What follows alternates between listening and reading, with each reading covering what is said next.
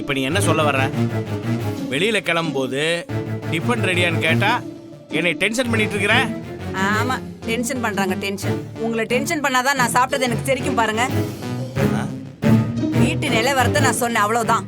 வேணும்னா கொஞ்சம் ரவை இருக்கு, அதை வச்சு ரவா உப்புமா செஞ்சு தரவான்னு கேட்டேன். அது தொண்டைக்கு கீழே இறங்காதுன்னு நீங்க. நான் என்ன செய்ய முடியும்? ஏண்டி, எனக்கு எது பிடிக்காதுங்கிறத நல்லா யோசிச்சு முடிவு பண்ணி அதைத்தான் செஞ்சு தருவேன்னு என்கிட்ட மல்லுக்கு நிக்கிற. நான் முடிவு பண்ணல, அதுதான் இருக்கு, அதை தான் சொன்னேன்.